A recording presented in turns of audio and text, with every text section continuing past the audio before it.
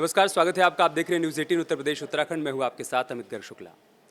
आज हमारे साथ बातचीत करने के लिए जो खास मेहमान हैं, उनका नया और संक्षिप्त परिचय ये है कि मुजफ्फरनगर सीट से नवनिर्वाचित सांसद हैं। 2 बार के सांसद और केंद्रीय राज्य मंत्री संजीव बालियान को उन्होंने शिकस्त दी है। अब उनका विस्तृत परिचय क्या है वो भी आप जान लीजिए। वो 4 बार के विधायक हैं। 1 बार हरियाणा का प्रतिनिधित्व करते हुए राज्यसभा के सांसद रहे।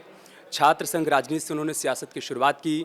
उसके बाद कांग्रेस में गए, फिर जनता दल में आए, चौधरी साहब के करीबी हुए, इंडियन नेशनल लोकदल में गए, फिर समाजवादी पार्टी में गए, फिर कांग्रेस में गए, लौटकर समाजवादी पार्टी में आए और 2024 के लोकसभा चुनाव में गठबंधन के प्रत्याशी बने, मुजफ्फरनगर से जीत दर्ज की और अब हमारे साथ हैं हरेंद्र मलिक जी। बहुत स्वागत है सर आपका। धन्यवाद सर। परिचय मैंने ठीक ठाक दिया सर? आपने जो कह दिया वो ठीक ही है। खतौली से आप पहला चुनाव जीते। आपने शुरुआत में पिछले पन्नों को पलट दिया। मैं उन पन्नों को पलटूंगा जब आप सियासत की शुरुआत कर रहे थे, सियासी पारी का आपने आगाज़ किया। लेकिन अभी एक बार वर्तमान में लौट कर आ जाते हैं, चूँकि आपने मुजफ्फरनगर सीट पर जीत दर्ज की है। मुजफ्फरनगर सीट पर जीत की हैट्रिक लगाने के लिए बीजेपी ने हर दांव चला। चौधरी चरण सिंह साहब को भारत रत्न दिया गया, जयंत चौधरी को अपने साथ लाए और बीजेपी को कहीं से रत्ती भर भी ये शंका नहीं थी कि जीत की हैट्रिक नहीं लगेगी। तो मैं आपसे सवाल यही पूछ रहा हूँ कि आपने बाजी पलट कैसे दी मुजफ्फरनगर? देखिए, लोगों ने अखिलेश यादव जी की नीतियों को स्वीकार किया और उनके 12 से 17 तक के कार्यकाल को देख करके वोट किया। पार्लियामेंट का इलेक्शन कैंडिडेट का नहीं, पार्टी का इलेक्शन होता है। लोग इनके जुमलों से परेशान थे, इनकी जुल्म जातियों से परेशान थे। हम पे विश्वास किया कि हम बेईमाना नहीं होने देंगे। यद्यपि इन्होंने किया बहुत, तथापि हम लोग सफल रहे कि ज़्यादा नहीं कर पाए और नतीजा हमारे पक्ष में हो गया। ये सही है कि चौधरी चरण सिंह को भारत रत्न दिया गया, पर यह भी सही है कि चौधरी चरण सिंह को भारत रत्न देने से भारत रत्न का सम्मान बढ़ा है। चौधरी चरण सिंह तो पहले ही किसान देवता है, उनको किसान मसीहा कहा जाता है। वो इससे भारत रत्न से बड़ा रत्न है और उन्हें किसी रत्न की आवश्यकता नहीं थी। तो ऐसी स्थिति में जहाँ तक एक बात मैं फख्र के साथ कह सकता हूँ, चुनाव के नतीजे बता रहे हैं कि चौधरी चरण सिंह के अनुयायियों ने, चरण सिंह वादियों का आशीर्वाद मेरे साथ रहा। लेकिन आपकी जीत को लेकर लोग एक बात ये कह रहे हैं कि हरेंद्र मलिक चुनाव जीते नहीं और संजीव बालियान हरेंद्र मलिक से चुनाव नहीं हारे, बल्कि बीजेपी के लोगों ने उनको हरा दिया। ये कौन कह रहा है?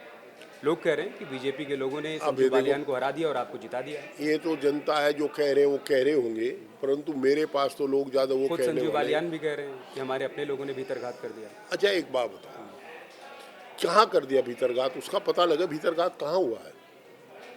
आपने नतीजे देखे होंगे। चरथावल में मैं चुनाव जीता, वहाँ हमारा बेटा एमएलए है और वहाँ हम 13,826 या 27 वोट से चुनाव जीते। बल्कि ये कहिए कि हमें वहाँ 30,000 से जीतना था, पर हम चरथावल वोट मांगने नहीं गए।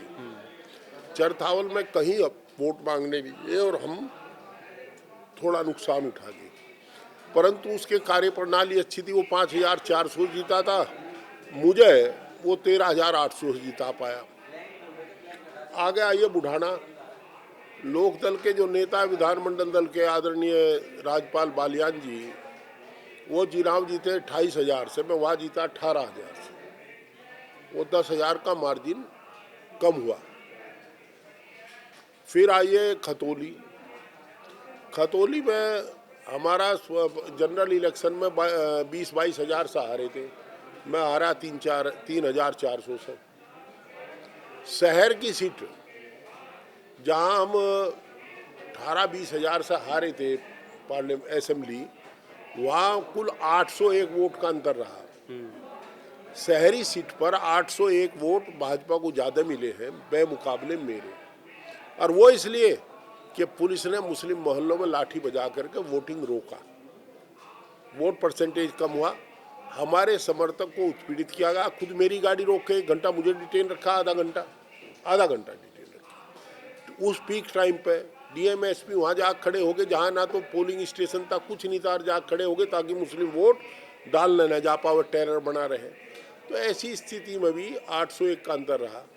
रही सरधना, सरधने का हमें दुख है। सरधने में हम लोग कुल 47 वोट से जीत पाए, जबकि सरधना सेगमेंट में हमारा जो एमएलए कैंडिडेट था वो शायद 18 या 20 हजार से चुनाव जीता था, अतुल प्रधान। और अतुल प्रधान की लोकप्रियता घटी हम स्वीकार करते हैं, इसलिए नतीजा ये हुआ। संगीत सोम की लोकप्रियता बढ़ी, उसने भाजपा को ज़्यादा वोट दिलवा दिए। हम अंतर भाजपा में और हमारे में इतना है कि हम स्वीकार कर लेते हैं, हम स्वीकार कर रहे हैं कि पंकज की लोकप्रियता बढ़ी, इसलिए हमें वोट ज़्यादा मिले। आप सबसे आखिर में सरधना पर आए और संगीत सोम पर भी आए। उन्हीं संगीत सोम को लेकर कहा जा रहा है कि संजीव बालियान चुनाव हार गए संगीत सोम की वजह से। सरधना में 47 वोट अगर संजीव बालियान को कम मिलते हैं तो ये कहा जा रहा है कि इसके पीछे संगीत सोम है। और जब संगीत सोम को कम मिले थे तो क्या बदला लिया संगीत सोम? नहीं, संगीत सोम ने लिया भाई, समाजवादी पार्टी का वोट बैंक है वहाँ। समाजवादी पार्टी का हमारा एमएलए है वहाँ अतुल प्रधान, उसने हमारी मदद की, हमारे साथ रहा, और परंतु उसकी लोकप्रियता कम थी इसलिए हमको कम वोट मिले। नहीं, अभी आपने जो कहा कि फिर संगीत सोम को किसने हरा दिया, कहा जा रहा है कि 2022 में संजीव बालियान ने संगीत सोम को हरा दिया, तो 2024 में संगीत सोम ने संजीव बालियान से बदला लिया। मुझे इसकी जानकारी नहीं, पर मुझे ये जानकारी है, तो इसका मतलब तो यह कपिल देव अग्रवाल भी इनके खिलाफ था। हाँ, कहा मदन भैया भी खिलाफ था, उनका भी नाम लिया जा रहा है। आप कह रहे हैं कि शहरी सीट पर आपको ज़्यादा वोट, मतलब बीजेपी से बहुत कम वोट मिले, जबकि वहाँ पर बीजेपी को बहुत ज़्यादा वोट मिला करते थे। तो कहा यह जा रहा है कि कपिल देव अग्रवाल भी आपके साथ थे, आपके साथ संगीत सोम भी थे, आपके साथ एक दो और नाम लिए जा रहे हैं जिसमें उमेश मलिक का भी नाम है, विजय शुक्ला का भी नाम है। तो ये संजीव बालियान जी को मेरे साथ लग लेना चाहिए था। जब सब लोग मेरे साथ थे तो ये मेरे साथ लग लेते हैं, पर इनकी जानकारी कम है, राजनीतिक जानकारी कम है। Because he is not a political leader, he is an accidental leader. इनकी जानकारी कम है। मैं 1998 में पहला पार्लियामेंट का इलेक्शन लड़ा था, उस समय मात्र 1500 वोटों का अंतर था मेरे में और भारतीय जनता पार्टी में, मात्र 1500 का। मैं राजनीति करता हूँ, जमीन से जुड़कर करता हूँ। मैं बहुत हार जीत देखी, मैं 4 चुनाव पार्लियामेंट के हारा, पर मैं सुबह उठ करके फिर बैठ जाता हूँ। मैं हार जीत का मलाल नहीं करता, लोगों के बीच में बैठ करके चला आता हूँ और लोगों का काम करता हूँ। कभी जिस तरह बयानबाजी हो रही, कभी हमने हारने के बाद इस तरह बयानबाजी नहीं की, ना जीतने के बाद की। आपको आज भी मैं कोई बहुत अति उत्साहित नहीं दिख रहा हूँ, और कल भी साधारण था, आज भी साधारण। एक बात बिल्कुल ईमानदारी से बताइएगा कि वोटिंग से पहले जब आप चुनाव प्रचार कर रहे थे सरधना में, संगीत सोम से आपकी मुलाकात हुई थी? संगीत सोम से मेरी कभी ऐसी मुलाकात नहीं हुई। चुनाव प्रचार के दौरान? मैं बता रहा हूँ, चुनाव प्रचार के दौरान नहीं हुई। हाँ, मुझे वो एक तेहरामी में मिले थे, तेहरामी थी ठाकुरों में, वो भी गए थे, मैं भी गया था। यार मुझे 46-47 साल राजनीति करते हो गए, इतनी संगीत सोम की उम्र है, वो सम्मान तो हमारा करता है, सम्मान तो हमारा संजीव बालियान भी करते हैं, हम उनके पिताजी का करते हैं, संगीत के पिताजी का करते हैं, संजीव बालियान जी के पिताजी का भी करते हैं। वो सम्मान तो आपस में करते ही हैं। तो ऐसे नहीं है, मुझे तो 98 में भी उतना ही वोट मिला था जितना अब की बार मिला शहर में। तो ये स्थिति, ये कहना गलत है। कोई सभ्य आदमी तेहरामी में जिसके मौत में जाए उस वहाँ राजनीतिक बात नहीं कर सकता, अगर कोई सामाजिक आदमी है। और राजनीतिक आदमी सामाजिक होता है, किसी में अनभिज्ञ आदमी की बात नहीं करता। वहाँ तो दारा सिंह भी था उस तेहरामी में, दारा सिंह भी हमारे साथ बैठा था, भारतीय जनता पार्टी के तमाम नेता बैठे थे हमारे साथ वहाँ, क्योंकि वहाँ क्षेत्र में सपा के नेता भी थे, बसपा के भी थे और भाजपा के भी थे। वहाँ कोई चुनाव, आप खुद सहमत हो गए, जिसके आप मौत में जाते हो। देखिए, मृत्यु जवान की हो या बूढ़े की हो, जिसके घर का आदमी जाता है उसे दुख होता है। वहाँ राजनीतिक बातें नहीं हुआ करती, और ना कोई समझदार आदमी राजनीतिक बातें करता। और संगीत सोम ने आपकी मदद नहीं की? नहीं, संगीत सोम ने अपनी पार्टी की मदद की। अगर संगीत सोम मेरी मदद कर देता, उसकी गलती है, उसे मदद कर देनी चाहिए थी। जो बुराई आज मिल रही है कल मिलती, तो मैं 1 लाख से जीत जाता। तो खबर तो आ रही है कि बीजेपी कार्रवाई कर सकती है पश्चिमी उत्तर प्रदेश के बीजेपी के 2 नेताओं को। वो बीजेपी का मामला में तो चारा दोनों काट दे, मुझे क्या फर्क पड़ेगा। कोई मदद नहीं की संगीत सोम ने? नहीं, मेरी मदद नहीं की, ना संगीत सोम ने की, ना कपिल देव ने की, ना मदन भैया ने की, ना उमेश मलिक ने की, ना राजीव शुक्ला ने की। हमारी किसी ने मदद, हमारी मदद की समाजवादी साथियों ने, हमारी मदद की चरण सिंह वादियों ने, हमारी मदद की अखिलेश यादव जी की नीतियों ने। ये चरण सिंह वादियों क्यों नहीं कहते? जो चरण सिंह के अनुयायी हैं, देखिए कोर वोटर जो सपा का था यानी कि मुस्लिम, उसने जम कर वोट दिया हमें, उसमें कोई दो राय नहीं, परंतु 36 कौम का वोट मिला। बूथ वाइज वोट खुले आप निकाल के देख लीजिएगा, और मार्जिन मुझे वहाँ मिला जाता सरधने में 45 वोट के मार्जिन पर तो बवाल हो गया। और संजीव बालियान जी की होम कॉन्स्टिट्यूंसी में मैं कितने जीता, 13,800 कुछ से जीता, उसकी कोई चर्चा नहीं, वो संजीव बालियान जी का ही है। इनकी होम कॉन्स्टिट्यूंसी में मैं 13,827 वोट से जीता, उसकी चर्चा नहीं है। उसको लेकर भी उसको चरण सिंह वादी क्षेत्र दूसरा बुढ़ाना है, वहाँ 18,000 से जीता, तो मुझे 18,000 के आसपास, एक्यूरेट फिगर मेरे याद नहीं। तो मैं ये कह रहा हूँ जहाँ दो जगह ज़्यादा जीता जिसकी वजह से मुझे सर्टिफिकेट मिला, उनकी चर्चा नहीं, 45 वोट की चर्चा। अरे हमें दुख है कि हमारे नेता का, हमारे एमएलए का क्या काम ऐसा रहा जिससे लोग हमसे नाराज हुए। वो 18,000 की लीड कैसे घटी, ये समीक्षा होगी पार्टी में। अतुल प्रधान से नाराजगी है आपकी? नहीं, कोई नाराजगी नहीं, वो मेरे बेटे का दोस्त है, एमएलए, हमारी पार्टी का, नाराजगी कैसे होगी? आप कह रहे हैं ना कि वहाँ पर वोट घटे ये तो समीक्षा करेंगे ना, समीक्षा करेंगे। समीक्षा करके वही करेंगे अतुल प्रधान जी, वो नेता है वहाँ, वो बैठ करके पता करेंगे कि जो नाराज हुए उन्हें मनाओगे।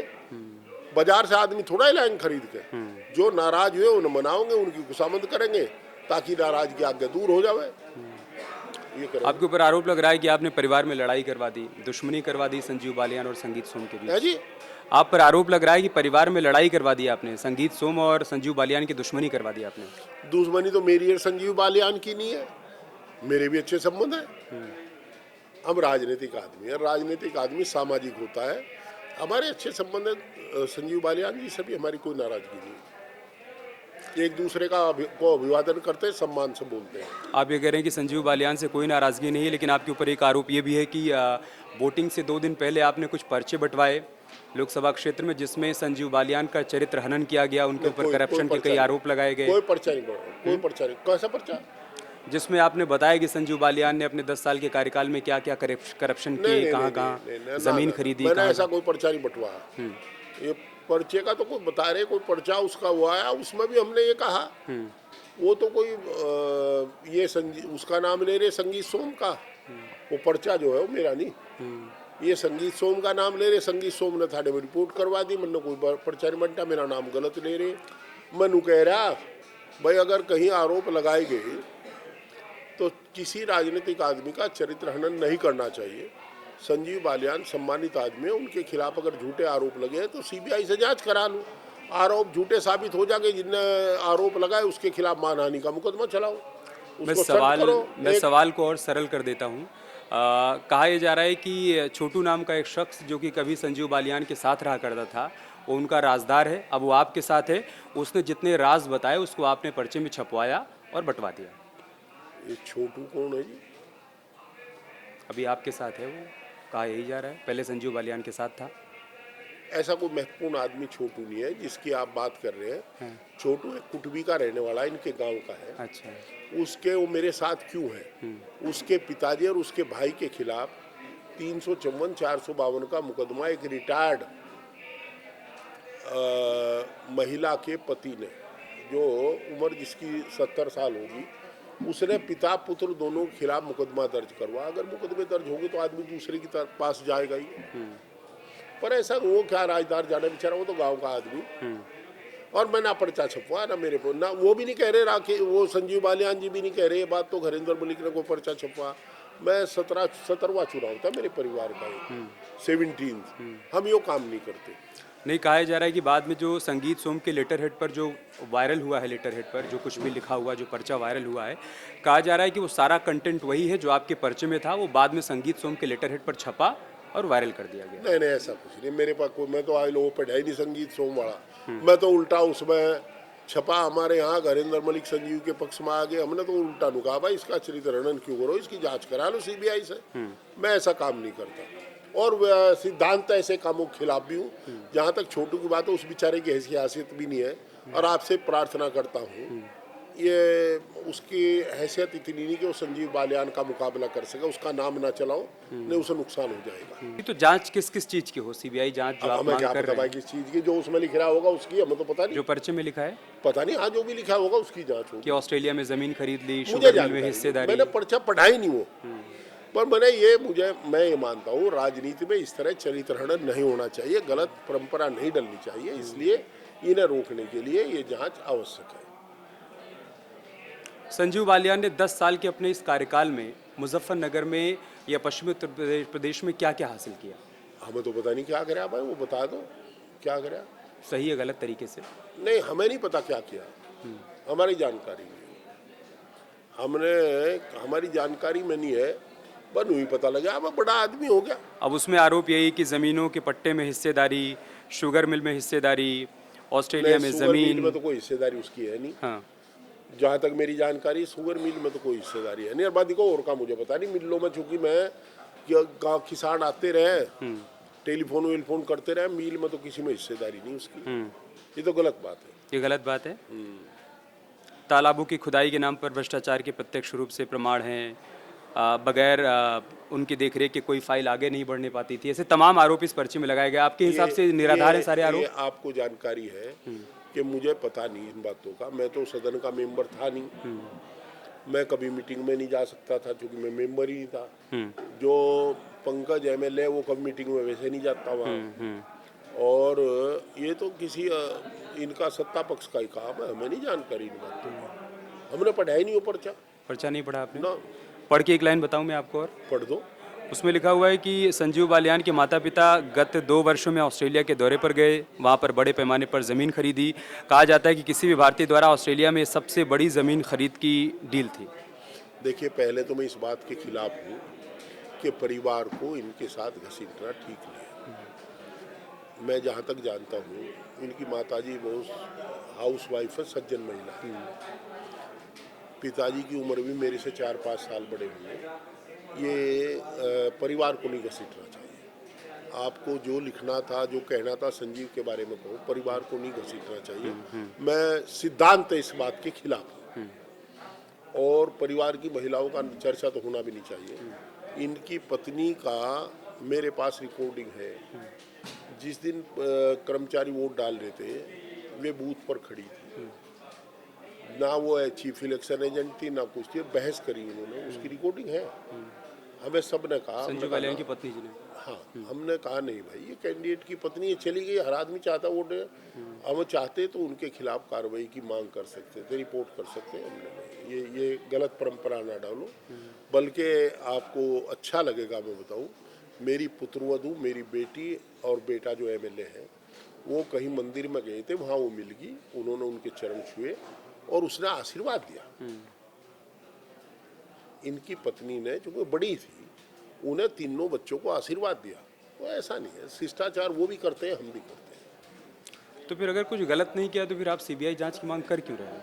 अरे यार, मैं अगर उसका देख, मैं कहाँ, मैं तो नहीं कर रहा, जिनने गलत आरोप लगाए, मान लिया गलत आरोप लगाए, गलत परंपरा पड़ेगी ना, तो इसकी जांच हो जाएगा। उसके आरोप खिलाफ सही है गलत है इस बात की जांच बस हो जाए। आरोप उसकी जांच हो जाए, आरोप गलत है सही है, और फिर जिसने गलत आरोप लगाए उसके खिलाफ मानहानि का मुकदमा चलाया जाए, चरित्र हनन का मुकदमा चलाया जाए।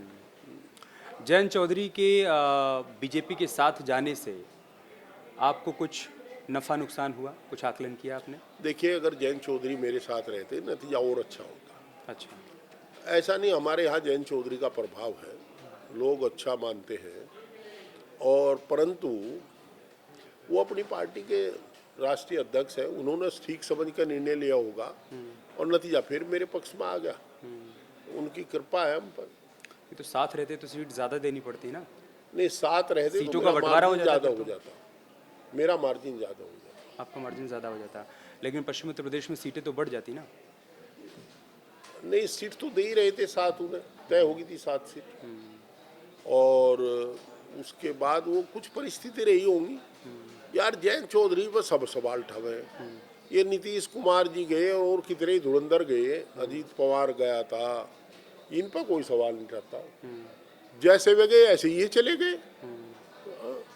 नहीं, लेकिन कह रहे हैं ऐसे नहीं किए, कह रहे हैं जयंत चौधरी के जाने में आपका बहुत बड़ा रोल था, आपकी कैसे वजह जी? से गठबंधन टूट गया। नहीं, मेरी वजह से क्यों टूट गया कहा बताओ मुझे। कहा जाता है कि चौधरी परिवार के साथ जो आपकी अदावत है मेरी उस अदावत वजह है ही से। नहीं, मेरा मेल है। हम्म, मेरा मेल है। मैं उनके चुनाव से पहले भी कॉफी पी के आया और चुनाव के बाद भी बधाई का आदान प्रदान हुआ। चौधरी चरण सिंह के चरणों में बैठ कर के हमने राजनीति की। आज भी उन्हें अपना राजनीति का इष्ट देव मानते हैं और अजीत सिंह जी का हमने जीवन पर्यंत सम्मान किया। हालांकि हमारी विचारधारा को थोड़ा हमसे अलग अलग भी हुए, हम लोग अलग भी रहे, राजनीति अलग तरीके से होती है। सम्मान उनका सदा रहा। आपको अच्छा लगेगा जान करके कि अभी भी तितावी में मैं चौधरी अजीत सिंह की मूर्ति की स्थापना करा रहा हूँ। अभी भी कराऊंगा, अभी कराऊंगा 1 महीने के अंदर ही। मूर्ति तैयार रखी है बनी। अभी तो आप और चुनाव। चौधरी चरण सिंह की मूर्ति की स्थापना भी हमने ही कराई थी। हाँ, नहीं, मैं कह रहा हूँ अभी तो आप चुनाव जीत गए, फिर इतना डिप्लोमेटिक जवाब क्यों दे रहे हैं? मतलब अदावत है ये तो उधर हर किसी को इस बात अदावत की नहीं जानकारी है, है। अदावत नहीं है यार। कूलर जल को मिलने में देर नहीं लगती। अदावत नहीं है। वो अपने हिसाब से राजनीति करते हैं, मैं अपने हिसाब से राजनीति करता हूँ। मैंने उनके साथ कभी काम नहीं किया। चौधरी चरण सिंह साहब के समय में जो नज़दीकी थी वैसी नज़दीकी भी तो नहीं है। नहीं, चौधरी चरण सिंह के समय में मैं उनकी पार्टी में था। चौधरी साहब तो देवता थे, देवता की पूजा सब करते हैं। मैं अजीत सिंह जी के साथ रहा, ना इत्तेफाकी हुई, हम अलग अलग हो गए, पर कभी ऐसा नहीं हुआ कि अदावत। तो जहाँ तक आज चौधरी साहब तो स्वर्ग में है, अजीत सिंह साहब भी। जयंत चौधरी से अदावत का तो इसलिए सवाल नहीं कि ना तो मैंने कभी उनके साथ काम किया, ना मेरा उनका एज ग्रुप मिलता, तो अदावत कहाँ हो जाएगी।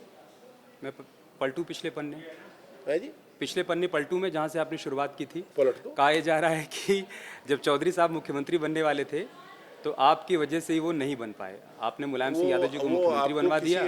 आपको किसी आदमी ने ऐसे न कहा जिसको राजनीतिक ज्ञान शून्य है। हाँ, मैं वो किस्सा क्या था मैं बताइए। बता रहा हूँ आपको। अगर मैं मुलायम सिंह यादव जी के साथ रहता तो मिनिस्टर बनता यूपी में, और मैं जनरल सेक्रेटरी रहा अजीत सिंह जी के टाइम में जब तक रहा, और वेस्टर्न यूपी का इंचार्ज रहा। अगर 89 की घटना को मैं उनके साथ ना रहा होता तो मैं आपसे पूछता हूँ, क्या वो मुझे 91 में टिकट दे देते? बताइए आप। अगर मैं उनके साथ नहीं था तो उन्होंने 91 में मुझे टिकट क्यों दिया, 93 में क्यों दिया, 96 में क्यों दिया, और मुझे पार्टी का ऑफिस बेयरर क्यों रखा? बताइए आप। अब ये तो चौधरी साहब बताते हुए हैं नहीं। आप बताइए ना, पॉलिटिकली अगर आप अजीत सिंह हो या आप पार्टी प्रेसिडेंट है और एक एमएलए आपके खिलाफ वोट करता है, तो इन दिस सिचुएशन क्या आप उसे टिकट देंगे दोबारा? तो क्या परिस्थितियां बन मैं गई ये थी कि मैं जानकारी चाहता हूँ केवल, क्या आप उसे टिकट देंगे दोबारा?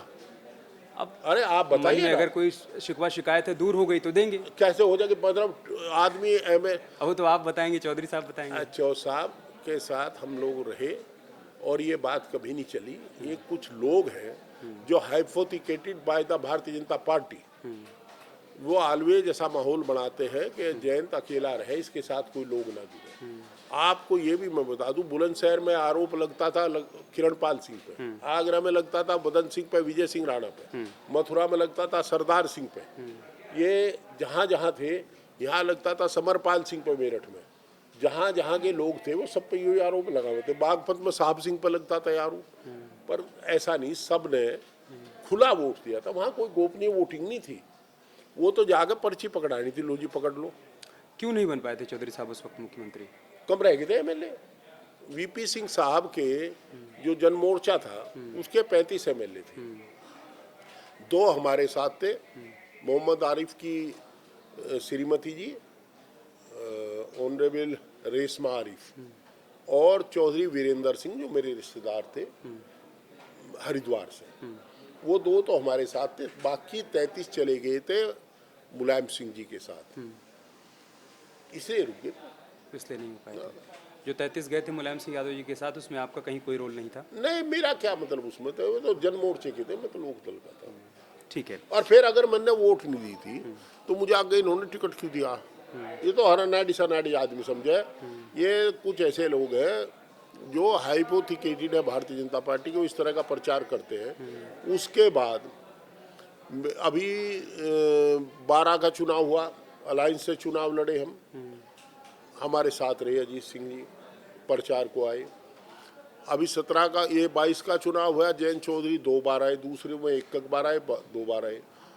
अनुराधा चुनाव लड़ी 2004 में, उन्होंने मुझे बुला कर कहा कि भाई इसकी मदद करनी, हमने मदद की। 18 में यह लड़ी कैराने से, बेगम इनकी मुनव्वर हसन जी की धर्मपत्नी, उन्होंने कहा मदद करो, मैं फोटोग्राफ वीडियो दिखा दूं, मैं और पंकज दोनों रात दिन लगे रहे उनके साथ। उन्होंने अप्रिशिएट किया कि आप लोग जुबान के पक्के हो, आपने मदद की है। तो ऐसी बात नहीं, अदावत तो बराबर की होती है। हम तो यार गाँव के किसान है, वो नेता, हमारी काहे की अदावत। कहा जाता है शुरुआत से आप एकदम दबंग टाइप से थे, शुरुआत में आपने शस्त्र लाइसेंस वगैरह करवा लिया था। ऐसा है, आप इसे थोड़ा सा बात को दूसरी तरीके से करें। दबंग नहीं कहें। हमारे चरित्र पर कोई आरोप नहीं था, इसलिए मुझे पढ़ते समय 76 में आर्म्स लाइसेंस इशू हो गया था, बिकॉज मैं डिजर्व करूँ था उस बात के लिए, और मैं निष्कलंक था। और फॉर योर काइंड इन्फॉर्मेशन, मेरे 7 ज्ञात पुस्तों पर 323 का भी मुकदमा दर्ज नहीं। मेरे खिलाफ एक मुकदमा है धारा 144 तोड़ने का। वो कितना बड़ा मुकदमा है आप जानते हो। सियासत में रहते हुए बेदाग हैं आप। बेदाग है। अभी करंट सिचुएशन पे आ जाते हैं। अपेक्षाकृत सीटें आई हैं उत्तर प्रदेश में, आपको लग रहा है कि इससे ज़्यादा भी आ सकती थी अगर जयंत चौधरी साथ में होते तो? जयंत चौधरी साथ में होते, उससे ज़्यादा आने का ना आने का तो पश्चिम का आप देख रहे हैं। परंतु अगर प्रशासन निष्पक्ष रहा होता तो हम ज़्यादा जीत जाते। हमारी उम्मीद थी कि हम 50 के आसपास सीट जीतेंगे। अच्छा। और जीत जाते निश्चित रूप से। अब 2 तो वेस्ट में ही हरा दी इन्होंने, अलीगढ़ और मेरठ। प्रशासन ने हरवा दिया। प्रशासन ने हरवा, हमारे यहाँ हम तो झेले हैं भाई प्रशासन को। हमारे यहाँ तो मार्जिन ज़्यादा था। नहीं, हम तो लड़ाई ही केंद्र सरकार से लड़ रहे थे। आप देखिए, 2 बार तो उप मुख्यमंत्री जी जाते हैं, ऑनरेबल डिप्टी चीफ मिनिस्टर। 2 बार कोई पब्लिक मीटिंग नहीं करते, केवल अधिकारियों को धमकाने जाते। ऐसा लोग कहते हैं। केशव प्रसाद मौर्य नहीं, ब्रजेश पाठक। ब्रजेश पाठक 2 बार गए। मैं ये पूछ रहा हूँ, जब तुमने पब्लिक मीटिंग नहीं करी, क्या लेने गए वहाँ? चलिए, अपने कार्यकर्ताओं में जोश भरने गए होंगे। 2 बार गए आदरणीय चीफ मिनिस्टर जी, 1 बार गए आदरणीय प्रधानमंत्री जी, 1 बार गए आदरणीय गृह मंत्री जी, 1 बार आए आदरणीय चीफ मिनिस्टर हरियाणा, और चीफ मिनिस्टर एक कोई चौधरी करके है, भारतीय जनता पार्टी के नेता, शायद प्रदेश अध्यक्ष है, पूरा नाम तो मैं नहीं जानता। भूपेन्द्र चौधरी। क्या नाम है? भूपेन्द्र चौधरी। हाँ हाँ, वो उनका नाम भी नहीं जानते? नहीं, मैं इतना जानता। मैं भाई राजनीति से अलग था, अपना गांव की खेती खाती देख रहा था। भूपेंद्र चौधरी जी, वो तो परमानेंट वहीं रहे हैं। उनके बारे में एक बात जानता हूँ। उनका एक बार बयान पढ़ा था मैंने कि मैं जाट हूँ। मुझे अध्यक्ष बनने के 10 दिन बाद पता लगा कि मैं जाट हूँ। मैंने सोचा यार, हम तो जब पैदा हुए जब भी पता लग गया था कि हम जाट हैं, इसे 10 दिन बाद पता लगा अध्यक्ष बनने के।